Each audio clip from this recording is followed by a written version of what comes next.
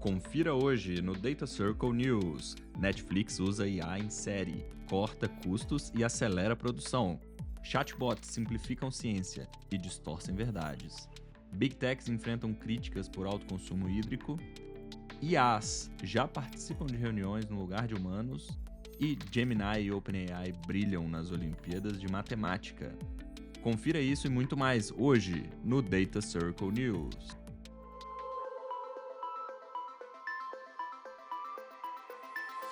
Bem-vindos e bem-vindas ao Data Circle Podcast, nosso podcast sobre AI e negócios, onde a teoria encontra a prática. Salve, salve, membros do Data Circle, a nossa comunidade que une a tecnologia com os negócios. Estamos aqui para mais um Data Circle News, com a presença ilustre de Ciro Paiva. Fala aí, Cirão. E aí, pessoal, um prazer, como sempre. E Marina Mota, nossa sócia agora aqui já do News. Tudo bom, Marina? E aí, gente? Tudo ótimo. E hoje a gente já vai direto para as notícias, porque tem bastante coisa interessante aqui que o nosso time de curadoria de notícias buscou para a gente. E começando com Netflix usa IA em série, reduz custos e acelera resultado. Vocês viram a cena? Primeira pergunta que eu faço aqui. Confesso Eu não que eu vi. não vi, mas já tive um spoiler de que ficou muito bom. Assim, o muito bom é relativo. É uma cena da série The Eternaut. E aí eles fizeram uma cena de uma demolição de um prédio lá em Buenos Aires e utilizaram AI, né, para melhorar, fazer um enhancement dos resultados lá. E assim, não sou nenhum especialista, longe disso, mas eu olhei a cena e para mim eu achei boa. Eu achei bem, tipo assim, computação gráfica, uma computação gráfica de muito boa qualidade.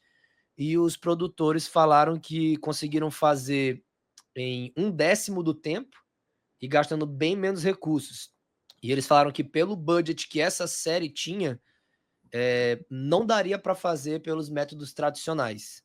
Então, acho que foi uma maneira de atingir um resultado muito bom, que a gente nem iria ter aquela cena se não fosse por isso. E eu acho que essa é um ponto bem legal, assim, que é quando a gente vai para essa nuance de produtividade, diminuição de custos, assim, tal, daí a gente conseguir habilitar, preferencialmente, estúdios menores, assim, de conseguirem fazer cenas e criar aquela imagem que eles envisionam, assim, com menos custo. Eu acho que a gente consegue dar voz a pessoas, a criadores e tal, e produtores que não iriam conseguir ter sem. Então, acho que nesse ponto é bem positivo, assim, o uso da IA nesse contexto específico. Não sei o que vocês acham. Mas eu acho que as pessoas que trabalham com efeito audiovisual, se uma IA consegue fazer igual, melhor, eu não vi a cena, tá? Então eu não posso dizer. Tipo, será que, beleza, essas pessoas elas ganham uma escala. Quem souber usar essa IA, né? Esses trabalhadores de efeito de audiovisual, eles podem ganhar uma certa escala, porque com essa tecnologia, em vez de eles fazerem eles fazem 20, mas ao mesmo tempo, será que tem mercado para todos também? Entendeu? Não sei se vai haver uma certa, sei lá, demissão em massa ou alguma coisa nesse tipo, sabe? Eu estava conversando um tempo atrás aqui com o Léo Cândido, que é um cara que produz muito conteúdo, muito top, inclusive usando vídeo com IA, e a gente estava falando justamente sobre a função do ser humano dentro desse fluxo de trabalho da IA. Porque, por exemplo, eu posso colocar lá um prompt no nível de mostre um prédio sendo demolido. Tipo, vai dar um resultado e vai ter um prédio sendo demolido. Agora eu posso falar, mostre um prédio sendo demolido com um sol das 4 da tarde e um dia nublado com a luz acontecendo Câmera assim, XPTO, tal, com a lente tal, de um jeito tal, específico assim. Então, essa capacidade de gerar um resultado muito bom ainda é influenciada pelo input que o ser humano vai usar ali, tendo a IA como ferramenta. O que acontece? Como é muito fácil gerar conteúdo no geral, o nível medíocre é muito fácil de atingir. É um prompt qualquer, você consegue nele. mas o nível muito bom, a pessoa também precisa trazer uma bagagem dela ali. Então, eu acredito que tem espaço para a galera que, do mesmo jeito que lá atrás, quando surgiu a capacidade de desenvolver computação gráfica para os efeitos especiais, o cara que fazia a maquete e os modelinhos ali, que eram a computação gráfica de tempos atrás, teve dificuldade de se adaptar e teve que correr atrás ali para talvez entender como que funcionava a computação gráfica e etc. Acho que essas pessoas que usam CGI hoje também vão precisar se atualizar ali com a IA, mas eu acredito ainda, pode ser uma visão meio utópica, mas que tem espaço para todo mundo e que a IA vista como uma ferramenta e com o ser humano trazendo o input próprio para melhorar o resultado e atingir um nível que a IA sozinha não atingiria, pelo menos não tão facilmente, é a visão ali que eu tenho de futuro para essa área. Não sei se Sim, você sim. concorda. Eu concordo. Há um tempo atrás, quando estava surgindo essa questão de vídeos, assim, eu vi a Adobe, ela tinha lançado uma ferramenta de IA integrada com uma ferramenta deles de edição de vídeo. E aí você conseguia usar IA dentro do que seria um Photoshop de vídeo, assim, né? Eu sou bem leigo, mas eu vi alguns exemplos, tipo assim, deles conseguirem adicionar, tem o take normal, e eles usam IA generativa e eles conseguem meio que alterar o fundo. Então, tipo assim, tem uma cena normal e você altera o fundo para algo cósmico, uma coisa assim, ou então você melhora uma imagem, ou então é uma animação. Você fez todo o trabalho de animar a pessoa apertando o botão vermelho, mas aí muda, você tem que puxar uma alavanca. A IA conseguiu alterar só esse framezinho de 2 segundos para mudar tipo, a posição que a mão vai. Então, eu acho que nesse caso aqui, pelo que eu já vi dessas ferramentas, eu acho que entra muito como uma ferramenta mesmo assim. Até porque não é o prompt, você pega o vídeo e ele já sai pronto. Você ainda tem que fazer toda a edição de vídeo, imagem, integrar com o resto do filme, casar. Então, eu acho que ainda tem muito trabalho por trás de especialistas. Eu acho que entra como realmente um facilitador, assim mesmo, sabe? Legal. Boa. Muito bom, pessoal. Agora seguindo para a próxima notícia aqui, que tem bastante coisa legal para a gente falar. Segunda notícia, chatbots, simplificando a ciência, distorcendo a verdade. Isso aí tem pano para manga, hein? Fala aí. Esse título, acho que à primeira vista parece que a gente vai falar mais do mesmo, assim, pelo menos foi a impressão que eu tive quando eu me deparei com esse artigo, no sentido de a gente sabe de todo o perigo que tem sobre as LLMs e essa tarefa de sumarização delas, de a gente acabar cortando informações importantes nos textos. Mas o que me chamou a atenção nesse estudo foi que eles pegaram alguns artigos científicos bem completos e eles basicamente deram para alguns operadores humanos resumirem e para algumas LLMs com um prompt super básico, primeiro de resuma esse artigo aí. E aí pegaram LLMs bem antigas, assim, tipo, mais rudimentares e até as mais avançadas. Chegou-se à conclusão nesse primeiro experimento que os seres humanos deixavam muito menos informações passarem, né? A gente resumia melhor. E aí eles pegaram até alguns exemplos de frases que no artigo tava tipo assim, que eram artigos médicos, né? Esse método funcionou nos testes e iremos testá-lo mais posteriormente. E quando a IA resumiu, ela resumiu para tipo, esse método deu certo e já pode ser usado. Tipo assim, meio que quase dando uma orientação médica sobre o negócio que estava em construção. E aí eles pegaram essa LLM que tinha esse prompt básico e aí fizeram um prompt melhor, um prompt engineer, assim, então falavam, não, eu quero que você resuma de maneira muito perspicaz e não deixe passar nada e tal. E o resultado foi pior. Ela mentiu, omitiu e distorceu as informações mais ainda. E para completar, para coroar, quando eles usavam LLMs mais rudimentares, assim, mais antigas, GPT 3.5, 2, assim, coisa bem para trás, Llama, bem menores, quando você fazia uma pergunta muito difícil ou capciosa, a IA dizia que não conseguia responder. E as IAs mais poderosas agora, elas acabaram inventando e mudando. Então é como se, conforme elas ficassem mais poderosas, elas ficassem mais arrogantes também, meio que personificando a IA um pouco.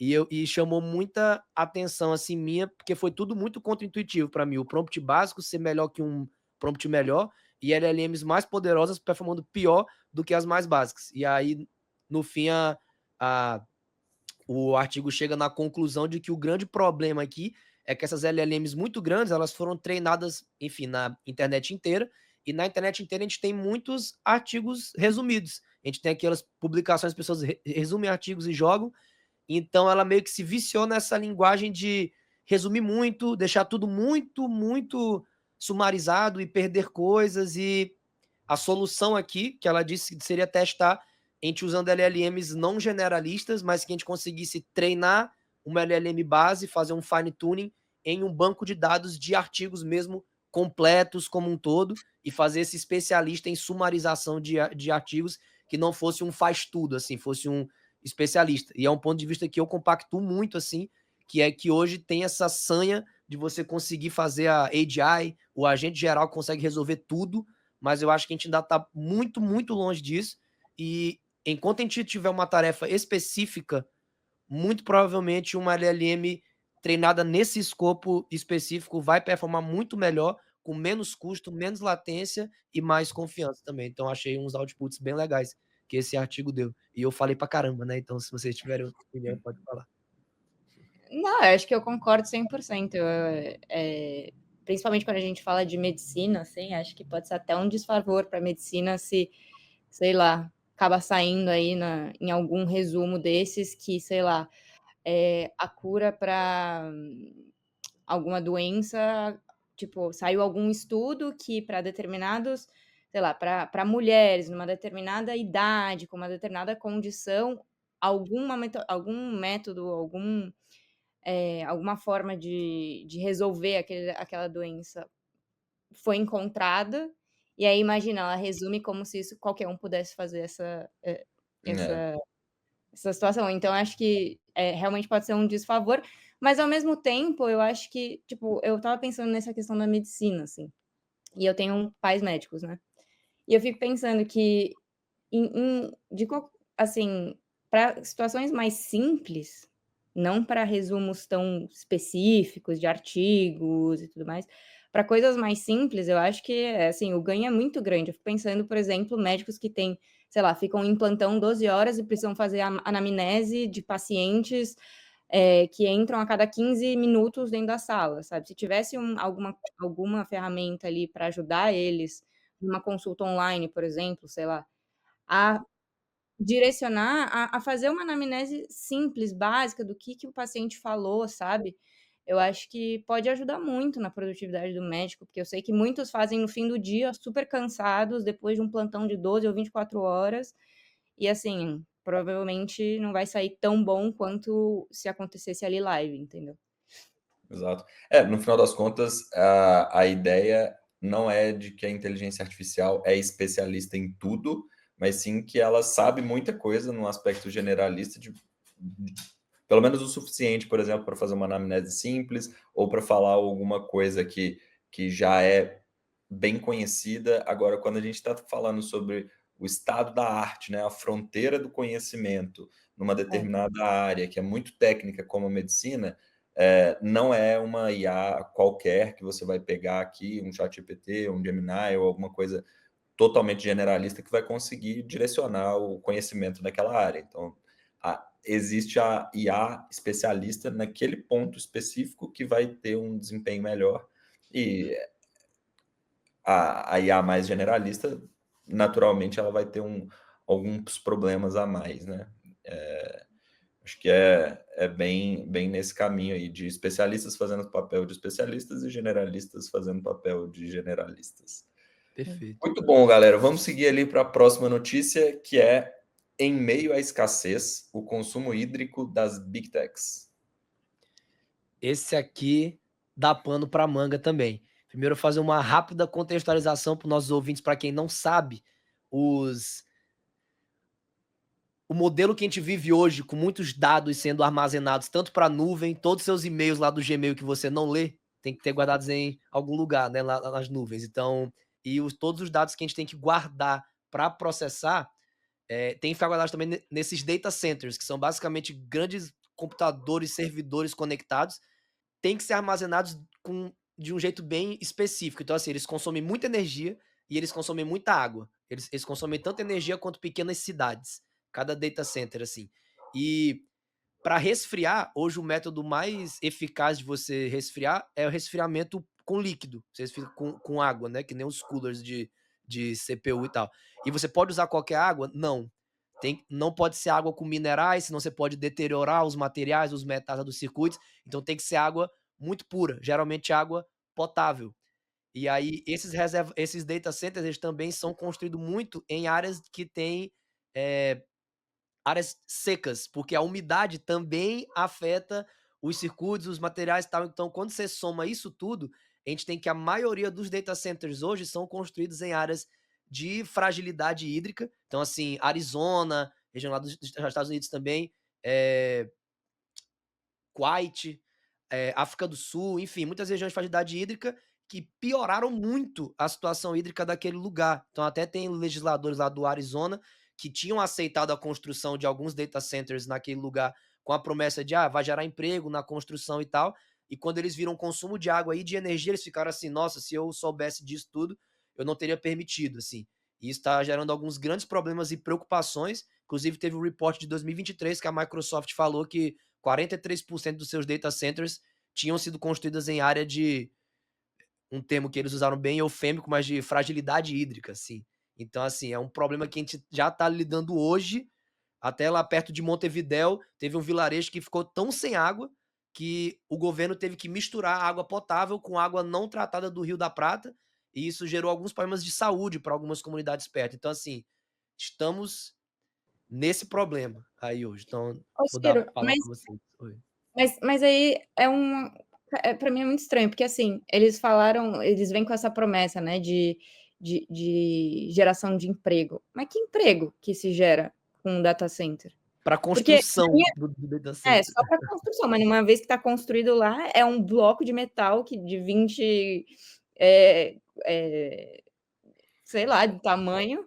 Que você pode monitorar à distância, né? No máximo é o pessoal da segurança ali para manter todo mundo. De um tamanho gigante que você não precisa de ninguém ali, né? Então, no fim do dia, sei lá, você constrói em alguns meses para depois ficar anos ali um lugar onde não gera emprego nenhum, né? Então, é muito estranho para mim esse argumento da empregabilidade de curto prazo. E aí você vê que por trás tem um lobby gigante também, né? Então, assim, para você construir essas coisas, são empresas hoje, as big techs, que muitas delas têm um faturamento maior do que o PIB de alguns países, né? Então, até tem uma questão de muitos data centers estarem sendo construídos também em áreas que, teoricamente, você nem poderia construir nada que bebe tanta água assim. Só que, de alguma maneira, talvez por meio do dinheiro, assim, tal, passa-se por cima de algumas leis e regulamentações. E é uma coisa que alguns estudiosos e sociólogos também apontam, que é do perigo dessas empresas que estão tão grandes quanto países estarem ameaçando até a democracia e a soberania de alguns países nesse sentido também, sabe? Tem um vídeo de uma família que fala que eles moram a 400 jardas de um data center no Meta, não sei se vocês chegaram a ver isso. Mas, assim, eles relatam, assim, quão insuportável virou a vida deles, porque, primeiro, existe uma coisa que a gente não pensa, mas existe uma poluição visual muito grande, porque as luzes ficam acesas. Por algum motivo, deve ser de manutenção do próprio data center, mas a luz nunca desliga. Então, ela fala, cara, a minha casa, eu não vem uma luz do lugar que ela nunca fica escura, sabe? Não tem atividade produtiva, a região virou meio deserta ali, né? Lugares fecharam. Então, é bem complicado, assim. E elas não têm dificuldades para criar esses data centers, né? Onde quiserem. E assim, acho que, bom, diminuir a construção de data centers não é uma solução, pelo menos nem perto de ser viável, né? Então, acho que o ponto principal aqui é conseguir trazer uma realidade mais sustentável para os data centers que já existem e para os que a gente vai construir. Por exemplo, não necessariamente você precisa consumir toda essa água. Você pode usar a estratégia de criar um circuito fechado para fazer o resfriamento daquela água e reciclar essa água dentro desse circuito. Algumas estratégias tecnológicas que são mais caras do que simplesmente consumir água, até porque provavelmente a água para as empresas que têm lá os data centers é um recurso muito barato, apesar de ser um recurso muito importante para comunidade ali perto. Outro ponto aí relacionado à poluição visual, impacto na sociedade ali, talvez determinar algumas políticas de redução de impacto social da construção desses data centers para conseguir justamente fazer com que esse desenvolvimento da IA e dos dados e da tecnologia, pensando em inteligência artificial e tudo que a gente fala aqui, não prejudique a qualidade de vida das pessoas que estão ali perto, né? Acho que esse é o Com grande certeza. ponto. Com certeza. Inclusive, dando uma observação para dar a César o que é de César também, a Microsoft, a Amazon e a Google já se comprometeram até 2030 de se tornarem water positive. Então, assim, eles vão dar mais água do que eles consomem, no sentido de, quando consumir, eles vão dar um jeito de investir em dessalinização de água de um outro canto para distribuir para essas comunidades que o data center pegou as águas e tal. Então, eu achei um discurso muito legal. Caso aconteça, ele ia ficar bastante feliz, assim. Mas tem que ter pressão das pessoas, porque sempre vai ser mais barato você só usar água, né? Então, assim, tem que ter a pressão de, e aí, o que eu vou ganhar com isso? Vou só ser prejudicado? Então, acho que é por esse ponto também. Mas existem soluções, só vão ser mais caras. Então, eles têm que ter motivos para ir por esse caminho. Bom, galera, seguindo aqui para a nossa próxima notícia, que também dá pano para manga, mais robôs que pessoas, a IA assume compromissos virtuais. Essa notícia é bem interessante, principalmente para as pessoas que estão no regime home office aí, ou pelo menos híbrido, que estão vivenciando isso todos os dias. O que vocês têm para dizer sobre essa notícia aí, galera? Cara, eu acho que todo mundo trabalha no home office, ou até não, assim, se você entra numa reunião do Meet, ou de qualquer lugar, Zoom, assim, você vai ter alguém com algum IA, ou então a própria ferramenta já disponibiliza isso, para gerar aquele transcript das reuniões, assim, e tal. E eu acho que a preocupação aqui é em 2 pontos, assim, ao meu ver, que é até o que o artigo aborda, mas tem outros pontos também.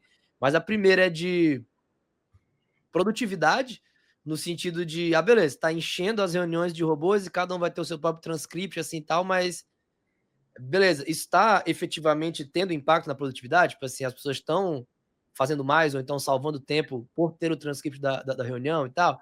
E o segundo é sobre a questão de privacidade, que o artigo toca bastante. Então, assim, quando toda a reunião está sendo gravada, transcrita, nada é perdido, nada é esquecido, acende-se uma luz vermelha aí sobre a questão de privacidade no ambiente de trabalho e também de privacidade de dados também, e o que eu falei numa reunião, outra pessoa, se vai ser monitorado por uma força maior e vai usar isso contra mim, não sei o quê. Então, acho que acende essas relações sobre privacidade também. Assim, não sei qual a opinião de vocês sobre.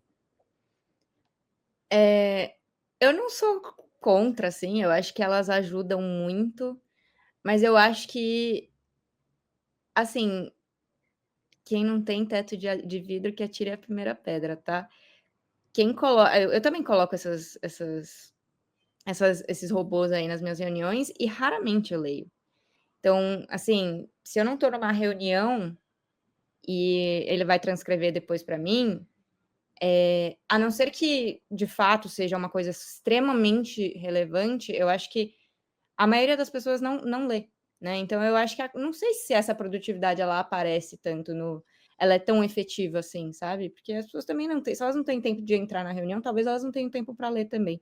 E eu acho também que existe um processo de cognitivo mesmo. Se você não está ali na reunião para entender, discutir, observar, pensar nos caminhos, você absorve muito menos sobre aquele conteúdo, sabe? Eu não estou sendo a favor de reuniões aqui, de você entrar em reuniões, mas eu acho que se todo mundo coloca as suas IAs lá, para daí algumas pessoas discutirem e depois o resto ler, eu acho que empobrece muito o conteúdo, a discussão, a decisão que vai ser tomada ali. Principalmente no mundo corporativo, assim, eu acho que a produtividade efetiva, ela é baixa. No final, a gente está discutindo aqui não necessariamente só sobre a tecnologia, mas sobre o processo que está por trás ali, né? Talvez não precise da reunião. A reunião está realmente fazendo sentido para o contexto da empresa ou você só está aumentando a necessidade de data centers em locais de fragilidade hídrica das empresas que vão ter que armazenar essa gravação e o transcript e executar esse transcript. Acho que um ponto que me ajuda particularmente muito é na hora de fazer as atas, mas, assim, não necessariamente todas as reuniões precisam disso e nem todas as reuniões precisam ser gravadas, né? Abre um espaço, dependendo da empresa, dependendo da legislação, dependendo do país, obviamente, abre um espaço de monitoramento meio perverso, assim, no sentido de monitorar todos os passos que a pessoa faz. Você já consegue monitorar todas as mensagens que a pessoa manda dentro dos aplicativos ali de trabalho, né? Tipo o Teams ou o Google Meet, ou etc. Aí você vai conseguir monitorar tudo que acontece, tudo que é falado em todas as reuniões. Tipo, se isso não for usado com responsabilidade também, aí entra um ponto de vista ético, pode ser bem danoso até para a própria saúde do trabalhador ali que está envolvido nesse contexto. Sim. Mas imagina num cenário que ninguém vai nas reuniões e todo mundo manda só os robôs. Aí os robôs vão ficar ali discutindo e no final, qual que é o resultado desse alinhamento aí, hein? Entre robôs. Mas, sei lá, eu sinto que às vezes também, quando eu tô com umas IAs em reuniões que eu me apoio um pouco nelas de uma forma meio negativa, que aí eu me dou o luxo de parar de prestar atenção, porque eu sei que tem alguém prestando atenção por mim. E isso é ruim, porque eu já senti isso em outros momentos também, mas faz com que a minha memorização, o meu entendimento sobre aquele determinado assunto, sei lá, uma pergunta que eu teria, eu não fiz porque eu não prestei atenção, porque eu me apoiei nisso. Claro que em momentos que eu preciso de escala, preciso de gente me ajudando, aí ela pode ser uma aliada. Mas às vezes ela vira um apoio negativo também. Sim. É a bengala atrofiando a perna. Exatamente. É isso aí. É isso aí, galera. Bom, dá tempo de mais uma notícia aqui? Acho que dá, né? Se a gente falar rapidinho. Tá bom, então, vamos lá. Gemini e OpenAI atingem ouro nas Olimpíadas de Matemática. Acho que essa notícia é especialmente interessante, porque até pouco tempo atrás, e aí vamos falar, sei lá, 6 meses atrás, ou mais, no máximo 1 ano atrás, matemática ainda era um problema grande para as LLMs, né? Tipo, elas não conseguiam muito bem entender as contas ou contas mais complexas. E aí me chegam agora a usar as LLMs e conseguem tirar ouro na Olimpíada de Matemática. E aí? Onde iremos parar com o avanço dessas queridas? Cara, eu achei bem legal essa notícia. Eu acho que vale o disclaimer de que o modelo da Google foi curado, homologado, o resultado dela, e da OpenAI foi um disse-me-disse. Não que não tenha feito assim, mas a notícia veio pelo Twitter do Google, foi feito um artigo sobre. Mas eu acho que é bem legal, eu acho que é um exemplo das LLMs tentando resolver aquilo que foi apontado como um ponto fraco desde sempre, né? Então, assim, são modelos de linguagem, eles continuam sendo modelos de linguagem, mas algumas saídas que algumas empresas estão usando desde que atingiu-se esses modelos de reasoning, que é você meio que forçar um modelo desses a passar mais tempo em uma tarefa com ele falando os pensamentos dele, assim, todos, você consegue ali gerar um passo a passo lógico de como resolver aquela questão. Então, vou fazer isso, depois isso e tal. A compreensão linguística do problema. E quando ele chega no ponto que ele precisa fazer um cálculo, ele consegue jogar isso para um outro canto que é bom de fazer cálculo, assim. Então, você faz meio que um agente que você consegue pegar o step by step e vai quebrando o problema, porque essa parte dele quebrar o problema em partes menores é sensacional, assim, os modelos de reasoning. Inclusive, você pegar um problema qualquer e jogar para o LLM e pedir para ele te explicar, não para resolver, assim, explicar, aí, não entendi, explica de outro jeito. Essa quebra do problema em várias partes é muito legal, e aí quando ele identifica que em um dos passos é para fazer um cálculo, ele joga a fórmula para um outro canto e traz o resultado. Então é como se você juntasse um linguista muito bom e um amigo dele que é muito bom de cálculo, e eles resolvessem juntos assim a questão. Então acho que essa é a beleza assim por trás essas capacidades mais agênticas assim também. E vale ressaltar que esses modelos eles não foram treinados especificamente para essa tarefa de questões de Olimpíadas. São modelos que foram treinados com aprendizado de reforço para tarefas gerais e acabaram por performar muito bem assim, nesses. Então, acho que é um exemplo de evolução que a gente está tendo nesse caso, sim.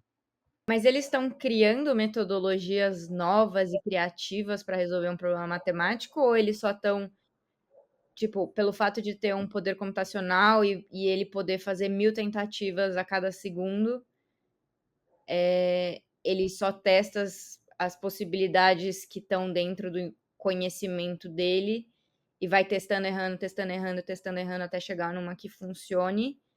E daí, logo, não é necessariamente algo criativo, mas sim algo repetitivo. Reprodutivo, né? Que, beleza, a gente não consegue fazer isso, né? A gente não tem a capacidade de fazer isso tão rapidamente.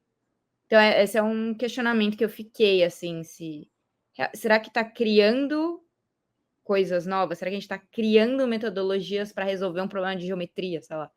Ou se é só porque, putz, dá para fazer isso no tempo lá de 1 hora que ele teve para fazer, entendeu? Acho que não necessariamente criando, né? Mas talvez pegando dentro de uma espécie de raciocínio quais são os passos para resolver aquele problema, talvez com base em literatura de pessoas que já fizeram esse problema e documentaram na hora do treinamento dele ali. Sim, cara, eu acho que assim, pelo que eu já vi, até quando saiu o artigo das primeiras LLMs de Reasoning, assim, inclusive o DeepSeek, eles, nessas tarefas que você consegue testar se um resultado está certo, eles meio que tentaram fazer um aprendizado puramente de reforço, no sentido de, tem aqui o problema e aqui onde eu quero chegar. E aí chegue de qualquer jeito, assim. Tipo, testando assim e treinando. Isso na etapa de treinamento. Só que, como a gente tá lidando com matemática, assim, às vezes coisas que tem algumas fórmulas que você não pode inventar, porque envolvem coisas do mundo real, então eles têm que dar uma trimada, assim, nesse conhecimento, tem que sempre ancorar em coisas que foram feitas da realidade. Então eu acho que é muito difícil criar novas metodologias, eu acho que idealmente isso vai ficar a cargo dos humanos, assim, eu acho que essa parte de criatividade, criar coisas novas, idealmente vai ser nossa, assim, e para coisas que já foram feitas 1 milhão de vezes, aí as IAs vão fazer muito melhor do que a gente, muito provavelmente, assim. Que é um pouco essa minha assumption, né? Deles entenderem na literatura ali qual que é o passo a passo para resolver um problema parecido com aquele e conseguir meio que reproduzir isso de uma maneira lógica e ensinar para um agente que sabe fazer conta transformar aquela lógica em número. Exato, mas assim, eu sou um grande fã. Não resolveu. Não, desculpa eu. Pode falar. Não, fala você. Acho. Não, eu pensei num problema que a gente ainda não conseguiu resolver, então pode-se dizer que elas também não vão conseguir, logo que elas não têm um aprendizado de como fazer? Eu imagino que é uma boa premissa, é um bom ponto de tipo, senão você poderia pegar algum problema que o ser humano está tentando resolver há muito tempo, fazer um prompt, resolva o problema tal, e aí ela viria com o resultado, e não é bem assim que funciona, né? Cara, eu acho que tem uma magia muito bonita nesses modelos de aprendizado por reforço, que a gente não introduz o nosso viés neles, né? Então, assim, por exemplo, se forem atrás do AlphaGo, que eu já citei aqui algumas vezes, mas é um documentário maravilhoso, da primeira IA que conseguiu ganhar um jogador profissional de Go, que é um jogo de tabuleiro muito antigo. Durante o processo de treinamento, eles não fizeram ela treinar com jogos humanos, fizeram para jogar com ela mesma, assim, tal, e ela aprendeu um jeito de solucionar aquela tarefa que os humanos não viam como possível, assim, tipo, ela criou uma coisa nova mesmo. Então, hoje, pelo que eu vejo hoje, os únicos modelos que conseguem criar coisas novas, assim, que fogem dos viés humanos, são os modelos de puramente aprendizado por reforço. Mas esses modelos de linguagem, nenhum é puramente por reforço. Então, no mínimo, vai ter o viés dos dados de treinamento que eles vieram, né? Então, assim, para algumas tarefas humanas, se você conseguir fazer um modelo que é puramente de reforço, e aí já entra mais na IA tradicional, talvez, eu acho que você pode sim se surpreender com novos métodos vindo com base apenas no treinamento e iterações repetitivas. No futuro, talvez o ser humano vai conseguir usufruir também de um pouco dessa capacidade de aprendizado por reforço, junto com a capacidade de criação de lógica dos modelos, junto com a própria capacidade de ficar inventando moda ali e chegar mais rápido nos resultados. Eu acho que esse é o ponto que eu acredito mais aqui numa situação meio híbrida. Mas é isso, galera. Acho que hoje rendeu bastante, tivemos muitas notícias legais. Obrigado, Ciro. Obrigado, Mar. Valeu demais. Valeu, galera. E é isso. Fiquem atentos aí para o próximo Data Circle News. E semana que vem tem mais episódio do Data Circle Podcast. Como vocês sabem, toda semana tem um conteúdo novo aí para vocês. Tamo junto e Galera. semana que vem tem mais. Até lá. Beijão. Valeu.